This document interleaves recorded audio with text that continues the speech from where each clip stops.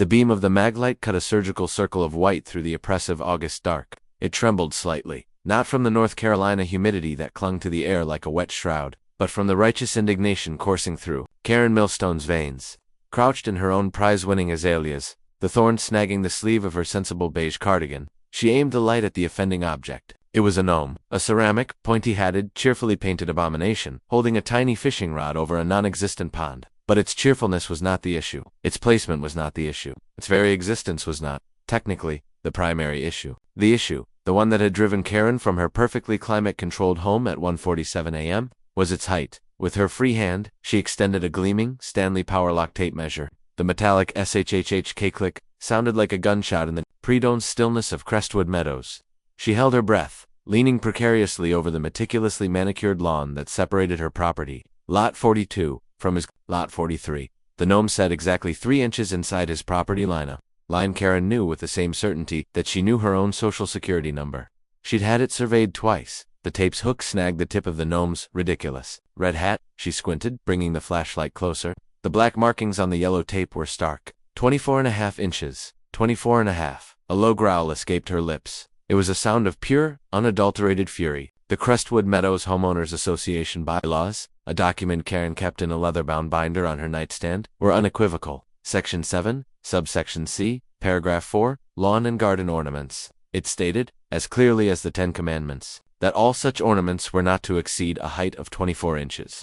This wasn't just a violation. It was a half-inch declaration of war. The new neighbor, Alex Vance, had been in the house for exactly 3 weeks. In that time, he had committed a litany of sins. He had installed wind chimes, a clear violation of the noise ordinance outlined. In Section 9, he had left his recycling bin visible from the street for 6 hours, past the designated 8 p.m. cutoff. Section 4, and he had painted his front door seaside mist, a color so offensively close to, distinct from, the approved oyster shell that it gave Karen a migraine just looking at it. Each transgression had been met with a formal, typewritten notice, slipped discreetly into his mailbox. She'd started with the friendly welcome to the neighborhood and gentle reminder template. She had since escalated to the second notice of non-compliance, which carried a sterner tone and hinted at potential fines. The gnome was the third. Strike this called for a final notice and imposition of fine, a document she rather enjoyed drafting. The fine was a crisp $50, escalating to $100 if the infraction was not remedied within 48 hours. She retracted the tape measure with a satisfying worst snap,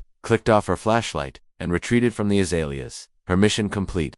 Back inside her pristine home, the silence was a comfort. Everything was in its place.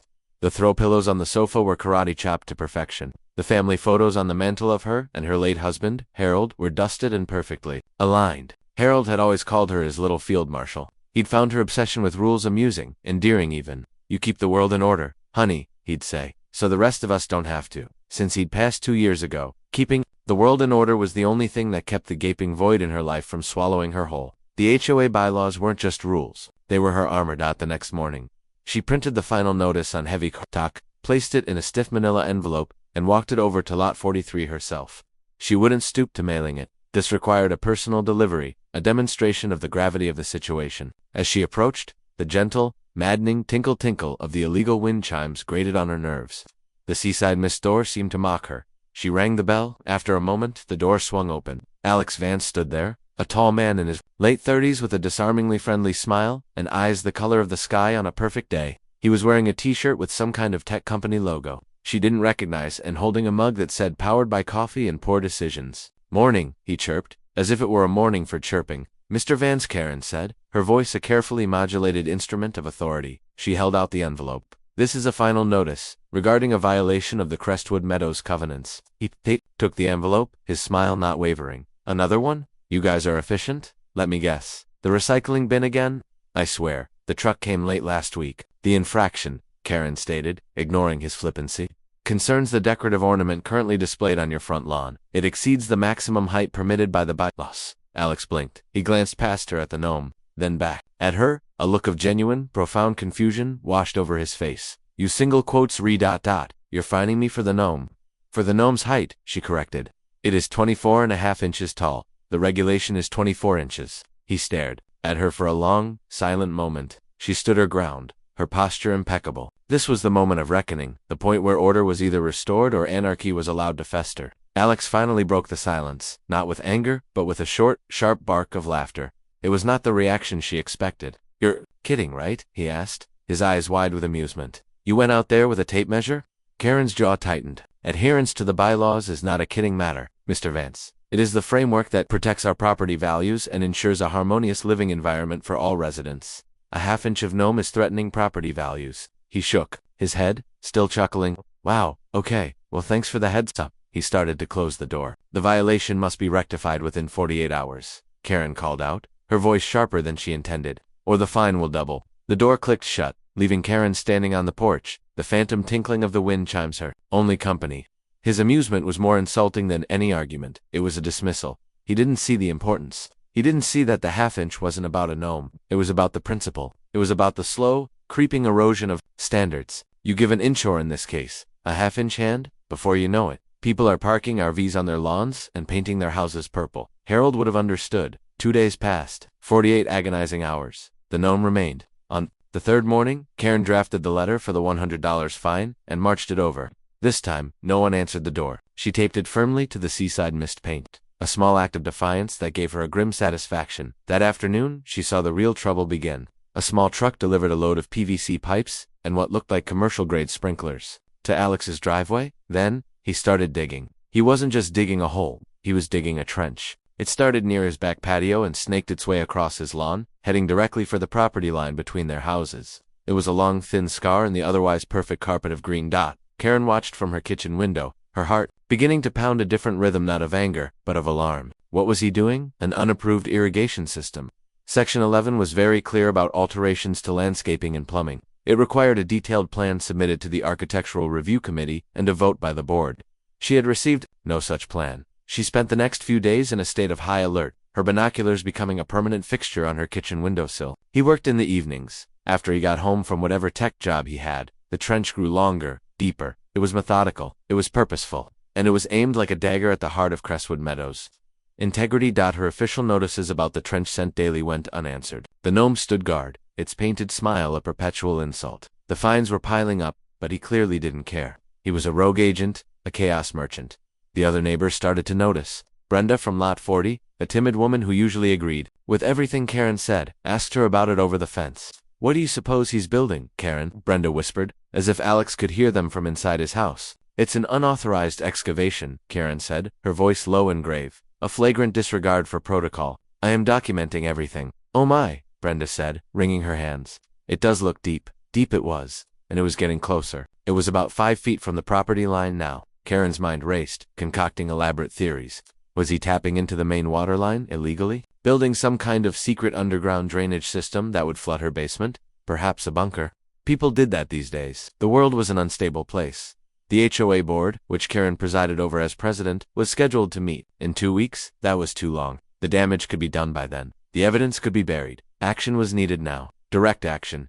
That evening, as dusk settled and the first crickets began their nightly chorus, Karen made a decision. It was a decision that went against her very nature. For years, she had operated within the system. She was the system. The notices, the fines, the meetings, that was the proper, orderly way to handle things. But Alex Vance didn't respect the system. He laughed at. The grass on Lot 43 felt different. It was an absurd thought, but it felt wilder, less tame than her own, as if the very soil rejected the Crestwood Meadows ethos of rigid control. Every snap of a twig underfoot sounded like a firecracker. Karen's heart hammered against her ribs, a frantic drumbeat against the silent symphony of the night. This was a profound violation, not just of Alex Vance's property rights, but of her own deeply held principles. She was trespassing. She, Karen Millstone, the keeper of the Covenant Flame, was now a common criminal, skulking in the shadows.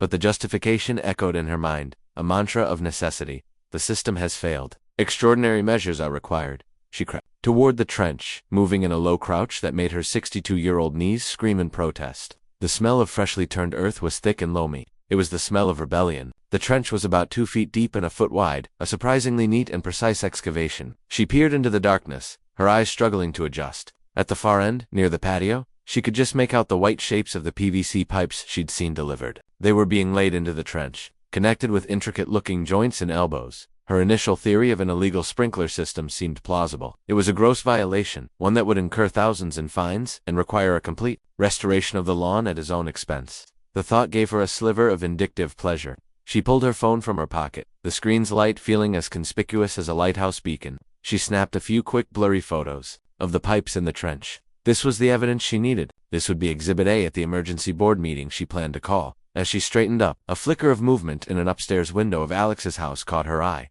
She froze, her blood turning to ice water. A light had switched on. A silhouette stood in the window, looking out into the yard. Had he seen her? Had he heard her? She flattened herself against the ground behind a large azalea bush. Ironically, one that was perfectly trimmed on held her breath, her phone clutched in a death grip.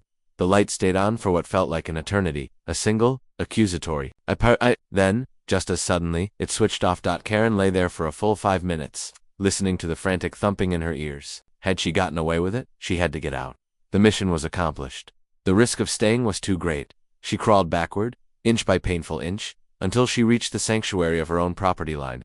Only when she was back inside, her kitchen, the door locked and bolted, did she allow herself to exhale. She looked at the photos on her phone. They were grainy and dark, but the white pipes were unmistakable. Victory. The next day she felt a new sense of power. She had taken control. She had beaten him at his own game.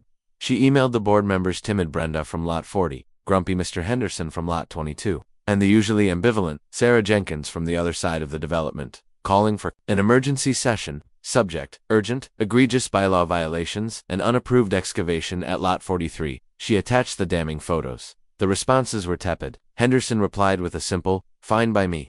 Sarah asked if it could wait until the scheduled meeting. Only Brenda showed the proper level of alarm. Oh my, what is he building? Karen set the meeting for the following evening in her living room, the de facto headquarters of the HOA. She spent the day preparing her case, printing the photos in high resolution, and cross-referencing Alex's actions with at least a dozen different bylaws. She felt alive, invigorated. This was better than merely issuing fines. This was a strategic campaign. That evening, however, her confidence began to fray. As she watched from her window, Alex was back at his trench, but he was behaving strangely. He would dig for a few feet, then stop, consult a tablet he had propped on a stand, and then dig in a slightly different direction. The clean, straight line of the trench was gone. Now it meandered. It zigged and zagged at one point. He seemed to be digging in a gentle, curving S-shape. It made no sense for an irrigation system. What was he doing? A new, more sinister thought crept into her mind. The pattern. Was it some kind of code? Was he trying to send a message? The paranoia, once a small seed, was beginning to sprout into a lush, tangled vine. She remembered the light in the window. He knew she was watching. He wasn't just digging a trench. He was performing. He was mocking her. This suspicion was confirmed the next morning. When she did her morning perimeter check, a ritual as ingrained as brushing her teeth, she stopped dead in her tracks. The gnome, it had moved. It was no longer 3 inches from the property line. It was now, she estimated, about 6 inches from the line, and it was no longer facing forward. It had been turned slightly. Its cheerful, painted face now angled directly at her kitchen window. Karen felt a chill that had nothing to do with the morning air. It was a direct message. I see. You. The game had changed. He wasn't just a thoughtless rule breaker. He was an active antagonist. He was intelligent, and he was playing with her. Her crusade intensified. The fines were no longer enough. The board meeting was no longer enough. She needed more intelligence. That weekend, she made a trip to an electronics store in the city, the kind with blacked-out windows and staff who looked like they hadn't seen the sun in years. She felt deeply out of place in her pastel twin set and sensible shoes, but she was a woman on a mission. She left an hour later with a pair of night vision binoculars and a long-range parabolic microphone. The cost was exorbitant, but property, values and her sanity were priceless. That night, she set up her command post in the upstairs spare bedroom, which offered the best vantage point. With the lights off, she scanned his backyard with the binoculars. The world transformed into a landscape of eerie green and black. The technology was astonishing. She could see every blade of grass, every leaf on the trees, and she could see him. He was in his yard, once again working on the nonsensical, serpentine trench. She unboxed the parabolic microphone, a device that looked like a small satellite dish with a handle. She pointed it toward his yard and put on the headphones. The world of sound exploded in her ears. The chirping of a single cricket was a deafening roar. The rustle of leaves was a landslide. She fumbled with the volume dial, turning it down until the ambient noise subsided to a manageable level. Then she focused the dish on Alex. She could hear the scrape of his shovel in the dirt, the sound of his breathing, and then, he spoke. He was on the phone, a Bluetooth earpiece she couldn't see with the naked eye, now clearly audible. No, the sensor calibration is tricky, he was saying. The moisture variance in the clay is higher than the sim predicted. I'm having to reroute the primary conduit around the densest pockets. Karen scribbled furiously in a notepad. Sensor calibration, moisture variance, primary conduit. It was a stream of technical jargon she didn't understand. but it sounded official. It sounded serious, and it sounded completely unapproved. Yeah, I know, he chuckled into the phone. A bit of overkill for a vegetable garden, but it's a fun side project. And it seems to be providing some unexpected entertainment for my neighbor. Karen's pencil snapped. Entertainment. He knew she was listening. How could he possibly? No. Oh, I'm sure of it, Alex continued, his voice laced with amusement. Let's just say I have a feeling the local gnome population is being monitored very, very closely. I'm thinking of adding a tiny tinfoil hat to him tomorrow, just to see what happens. He laughed, and the sound drilled directly into Karen's brain via the parabolic dish. She ripped the headphones off, her face burning with humiliation. He was toying with her. The trench, the gnome, the tech-speak kit was all a performance for her benefit. He had turned her into the villain in his private little comedy. The rage that filled her was cold and pure. All pretense of protocol and procedure vanished. This was no longer about bylaws or property values. This was personal. He had belittled her. He had turned her sanctuary, her ordered world, into a stage for his mockery. The HOA board meeting was that evening. Brenda and Sarah arrived together, looking nervous. Mr. Henderson grumbled in, complaining about the lateness of the hour. Karen stood before them, a stack of evidence on her coffee table. The high-resolution photos of the pipes, the notarized list of fines, the new hand-drawn diagrams of the meandering trench. As you can see, she began, her voice trembling with suppressed fury, the situation at Lot 43 has escalated dramatically. Mr. Vance is not merely installing an unapproved irrigation system, he is engaged in a project of significant and unknown scope, right on the boundary of our shared property. It's a trench. Karen, Mr. Henderson said, peering at a photo. The boy's digging a trench. Maybe he's planting a hedge. A hedge, Karen scoffed. With a primary conduit and sensor calibration? No, this is something else. Something he is deliberately concealing. How do you know what he's calling it? Sarah asked, a hint of suspicion in her voice. Karen faltered for a second. I have my sources. The point is, he is openly mocking the authority of this association. He moved the gnome, a direct act of provocation. Brenda gasped. He moved the gnome. Yes, Karen said, grateful for the validation. He is flouting our rules and turning this neighborhood into a circus. We must take decisive action. I propose we hire legal counsel to issue a The night was a conspirator. A thick blanket of clouds had swallowed the moon, plunging Crestwood Meadows into a profound, inky blackness that felt both menacing and liberating. It was a trespasser's dream. Karen moved with a newfound purpose. Her earlier anxieties replaced by a cold, hard resolve. The humiliation of the tinfoil hat, the condescension of her own board members, it had all burned away the last of her hesitation. This was no longer a mission of enforcement, it was a mission of vindication. Her new night vision binoculars turned the world into a ghostly green diorama. She scanned the perimeter of Lot 43. The wind chimes were still, their potential for betrayal neutralized by the dead calm air. The gnome, its tinfoil hat, gleaming with an otherworldly light in the infrared spectrum, stood its silent, mocking watch. The house was a dark monolith. No lights, no movement. He was asleep, dreaming his chaotic dreams, unaware that the agent of order was about to breach his fortress. She had learned from her last incursion. She wore dark gardening gloves to avoid leaving prints and soft-soled running shoes Harold had bought her years ago, which she'd never worn. They felt strange, springy, designed for emotion other than her usual determined plod. She carried a small toolkit, a multi-tool with pliers and a screwdriver, a digital camera with a powerful flash, and her trusty tape measure. One must always be prepared. She slipped through the hedge at the back corner of her yard, a spot obscured from the street and neighboring houses. The air in his yard was cooler tonight, carrying the damp, metallic scent of the disturbed earth. The trench was a jagged black scar running the length of the lawn. It now terminated only a few feet from the property line, a gaping maw of defiance. Her objective was the cluster of PVC pipes and electronic components she'd seen him working on near his patio. That was the brain of his operation. If she could document that, photograph the wiring, the connections, perhaps even find a manufacturer's label on some component that she could research later, she would have him. The argument would be undeniable. No one could dismiss clear photographic evidence of an unpermitted complex electromechanical system, moving in a low crouch. She followed the path of the trench away from her property and toward his house. The green-hued world through the binoculars was surreal. A fat toad hopped across her path, its eyes glowing like embers. She sidestepped it, her heart giving a little flutter of alarm. She was an alien in this nocturnal world. She reached the patio. The flagstones were cool and solid under her feet, and there it was, the nexus of his entire illegal enterprise. A complex junction of white PVC pipes fed into a gray, waterproof-looking box mounted on a short metal post. Wires of various colors, red, green, blue, snaked out of the box and disappeared into the pipes and along the trench. It looked like the control panel for a small power station. It was more complex than she had ever imagined. This was it. Mother lode, she holstered the binoculars and pulled out her digital camera. She couldn't use the night vision for this. She needed the crisp, unforgiving detail of a full-flash photograph. She took a deep, steadying breath, aimed the camera at the gray box, and pressed the button. The result was instantaneous and catastrophic. The world erupted in light and sound. A bank of high-intensity LED floodlights, mounted under the eaves of his roof, blazed to life, turning the backyard from pitch black to brilliant, shadowless daylight. Simultaneously, a series of sprinklers, not the gentle, rotating kind, but powerful, pulsing jets shot up from the ground all around her, not just from the lawn, but from the flower beds, from the edges of the patio. She was caught in a crossfire of icy hypersure water. She shrieked, a sound of pure shock and terror, stumbling backward as the water plastered her hair to her face and soaked her tracksuit in seconds. But that wasn't the worst of it. The worst of it was the voice, a cheerful, disembodied voice, booming from hidden speakers. It was Alex's voice, amplified and crystal clear. "Welcome to the Gnome Zone," the voice declared, with the manufactured enthusiasm of a theme park announcer. "You've been detected in a restricted area. Please remain calm. You are now entering the gentle misting phase of our security protocol."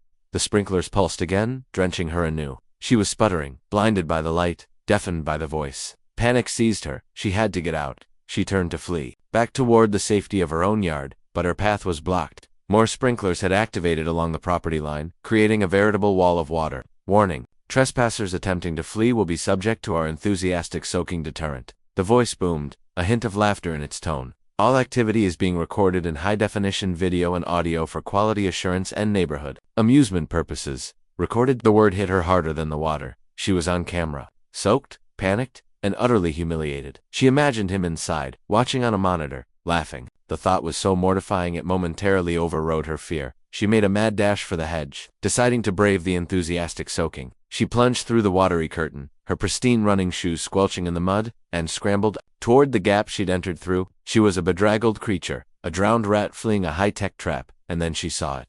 The thing that made her blood run cold. As she scrambled past the end of the trench closest to her property, her foot slipped on the muddy edge. Her hand shot out to steady herself, and she grabbed onto something hard and metallic inside the trench. It wasn't a pipe. It was a thick, flat bar of metal, set vertically into the soil. She looked down, her eyes adjusting to the glare. The trench wasn't just a trench. Its walls, on both sides, were lined with them, thick, interlocking sheets of what looked like galvanized steel, driven deep into the ground. They formed a continuous, impenetrable barrier, just below the surface of the lawn. The title the user had given her for the story flashed in her mind. "Mole Karen tried sneaking into my yard, so I trapped her tunnel with reinforced steel." He hadn't trapped her tunnel.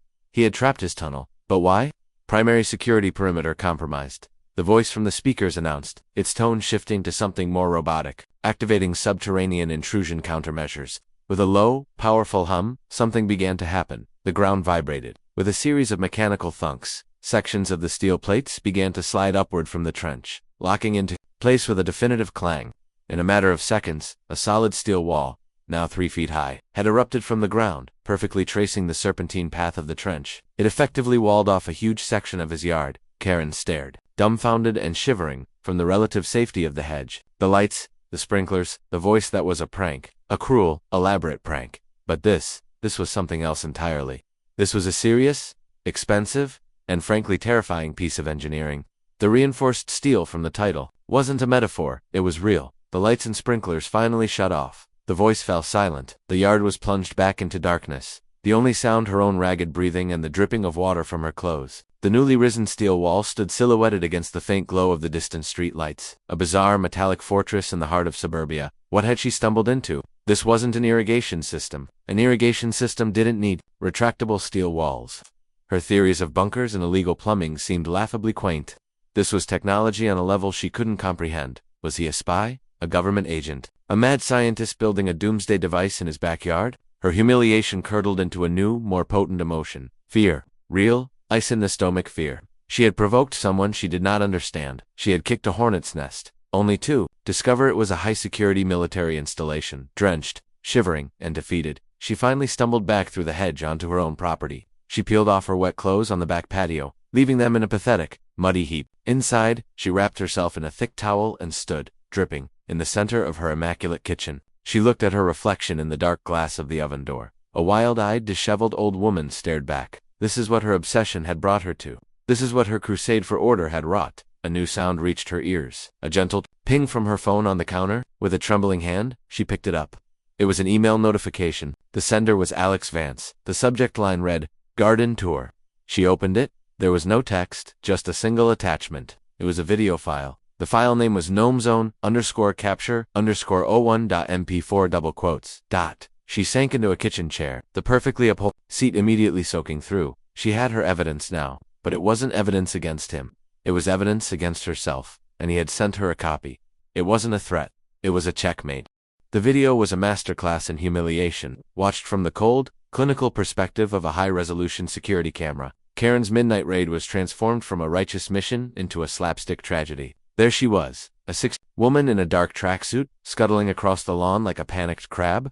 The moment the floodlights hit, she looked like a deer caught in the headlights of an oncoming train. Her shriek was perfectly captured in high-fidelity audio, a raw, undignified sound that made her cringe with the gentle misting was anything but. The camera angle, from under the eaves of the roof, was brutally unflattering, highlighting her frantic scrambling, and the way the water flattened her carefully coiffed hair into a sad, gray mess. Alex had even added a few cinematic touches. As she made her mad dash for the hedge, the William Tell overture began to play softly in the background. When the steel walls rose from the ground with their sonorous clangs, the music swelled to a crescendo. The video ended with a slow-motion shot of her, staring in dumbfounded terror at the metal fortress, before fading to black. The final frame was a simple text overlay, the Gnome Zone. We're serious about garden security. She watched it 3 times, each viewing a fresh wave of shame washing over her. This wasn't just a recording, it was a production. He hadn't just caught her, he had curated her downfall. The email with the attached video was the final, devastating move.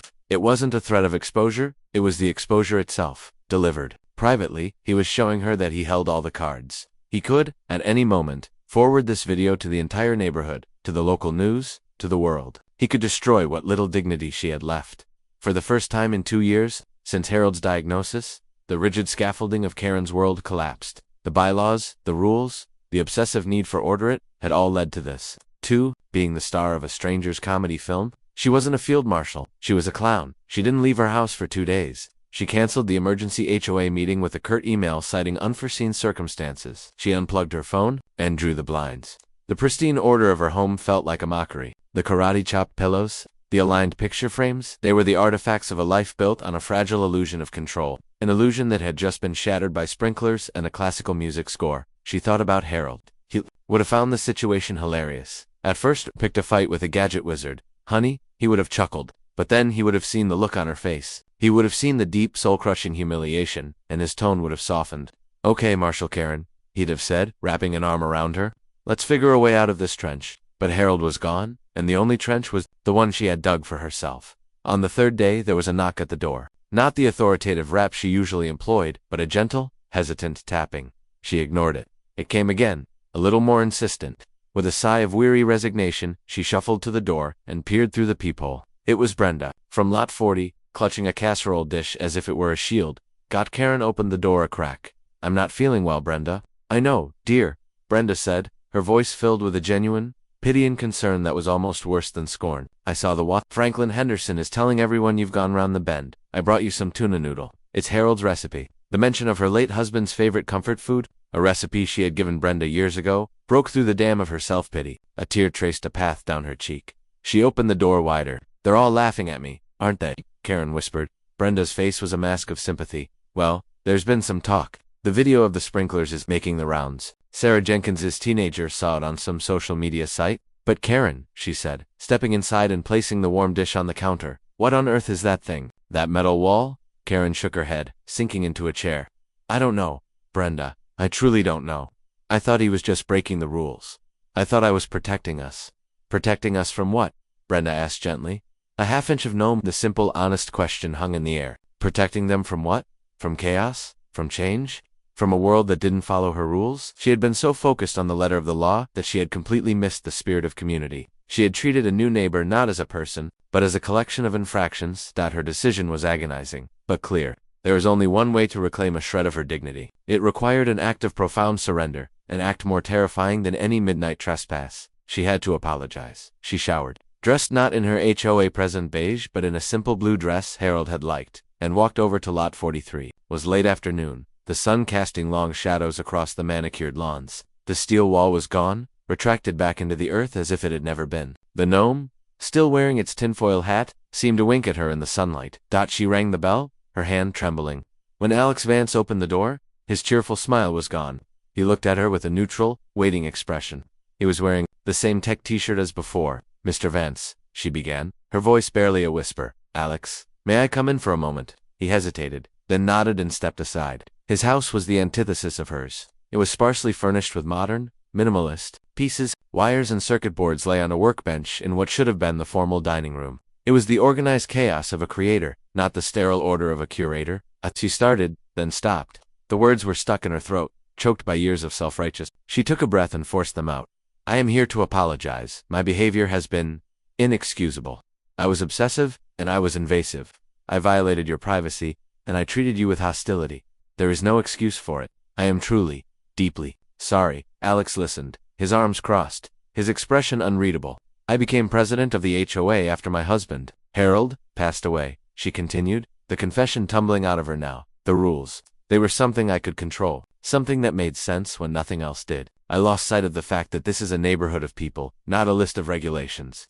I turned his memory into an excuse to be a tyrant. I am ashamed." She finally looked up at him, her eyes pleading. "The video.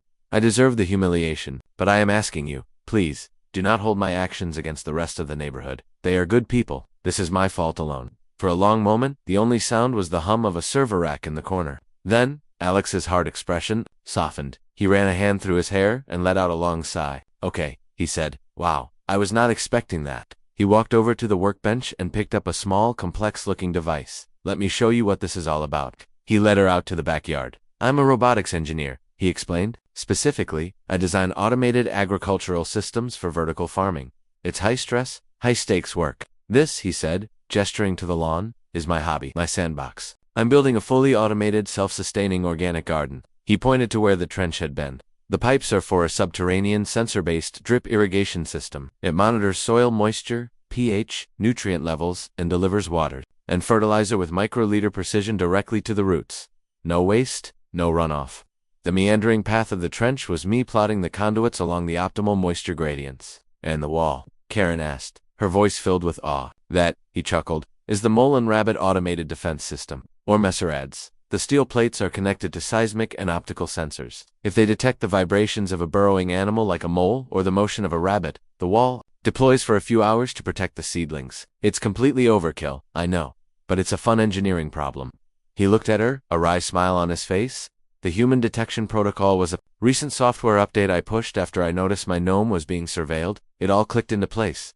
The tech jargon, the strange digging patterns, the absurdly advanced technology. It wasn't a weapon or a bunker. It was a garden. The most complicated, over-engineered garden in the history of horticulture." "You're not breaking the rules," Karen breathed. "You're reinventing them." "I prefer to think of it as optimizing them," Alex said. "And for the record, the gnome is exactly 23 3/4 inches tall. The hat got a little bent in shipping. I measured it after your first notice."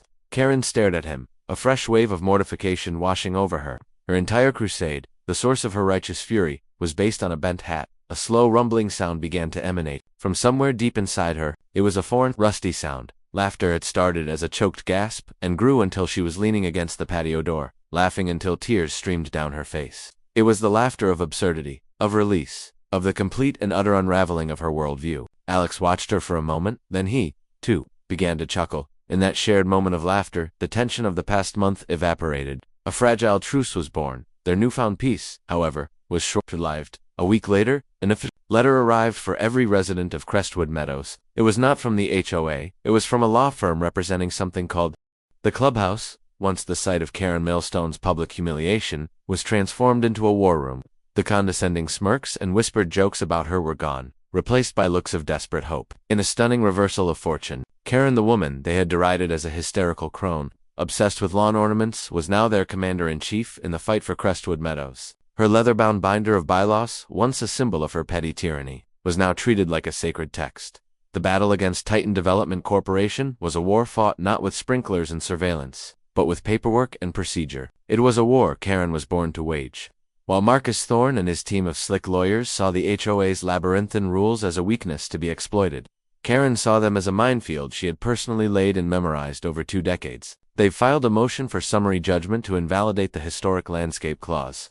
Karen announced at their next strategy session, pointing to a highlighted section of a legal document thick enough to stop a door. They're claiming, "It's unconstitutionally vague. Franklin, I need you to find the original deed for your property, the one from the 70s. It should contain the preliminary survey that marked the oak trees as significant natural features." Mr. Henderson, who had once dismissed her as a busybody, now looked at her with the reverence of a foot soldier for his general. "On it, Karen. I'll have it by morning." "Brenda," Karen continued, her tone crisp and authoritative, "I need you to go to the county records office. Pull every zoning variance application filed for this district in the last 30 years. We're looking for precedent, anything that reinforces the HOA's authority over land use." Brenda, who used to tremble when asking for a cup of sugar, nodded with grim determination. "I'll take the day off work."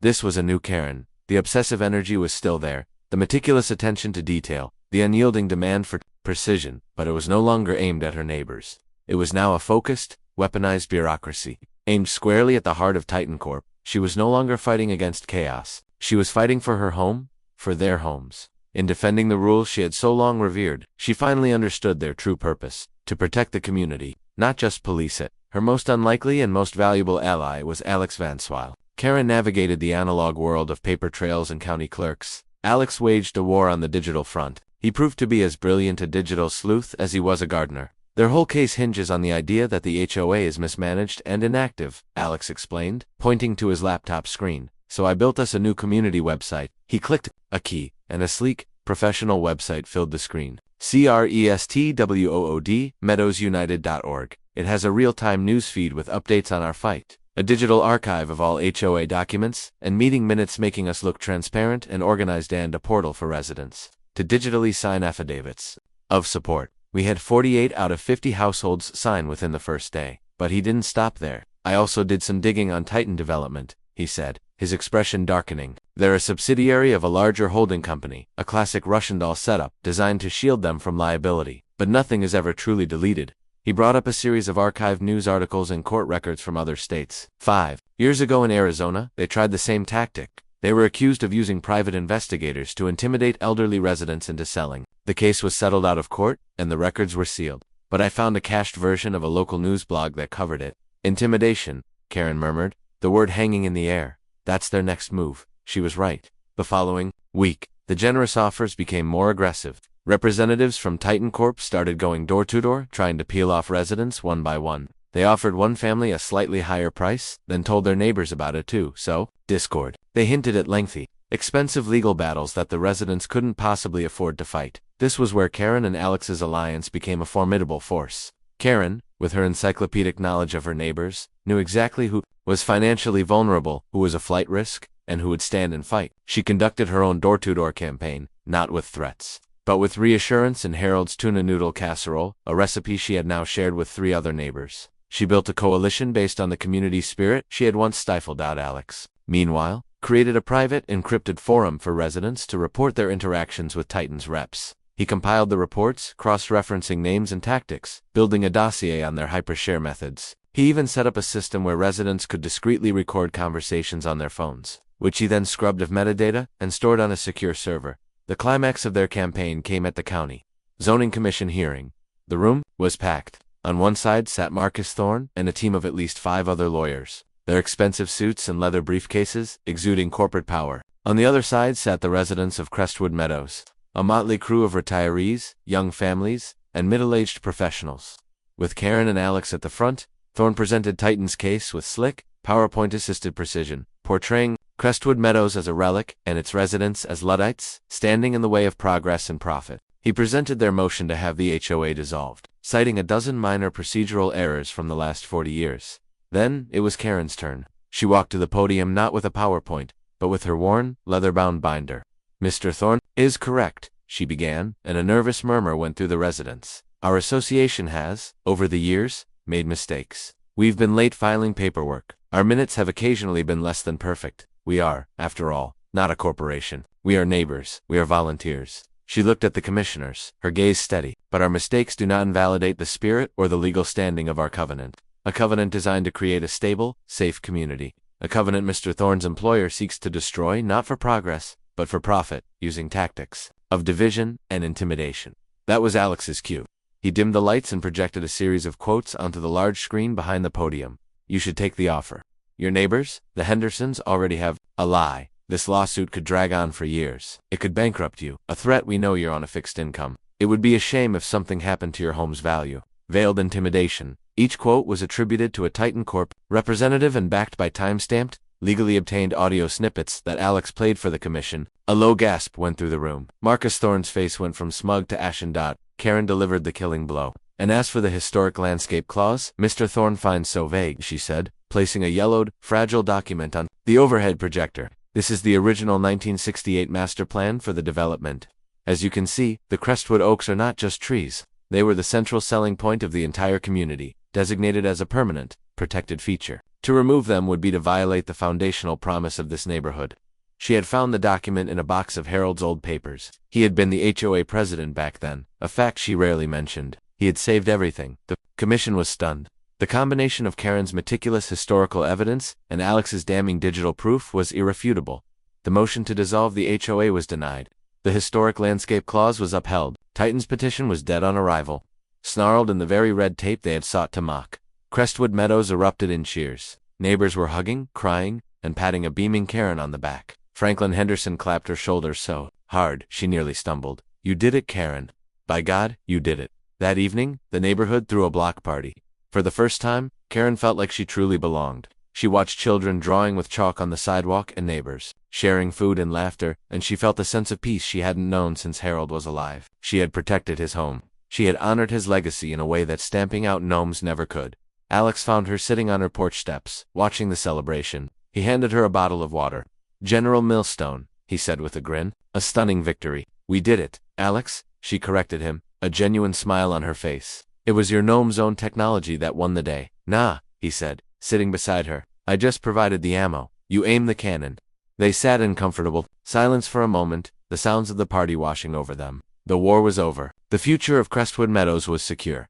Just then, a courier on a bicycle pulled up in front of Karen's house. He dismounted, consulted his clipboard, and walked up her path. Karen Millstone, he asked. Yes. He handed her a stiff, formal envelope, and a stylus to sign his device. Certified mail, he said, before hopping back on his bike and disappearing down the street. The festive atmosphere around them seemed to dim. Certified mail was never good news. Alex watched her, his smile fading. With a sense of foreboding, Karen carefully slid open the envelope. It was from a different law firm, one she didn't recognize. It wasn't a corporate document. It was a notice of impending legal action, a personal lawsuit that accused her of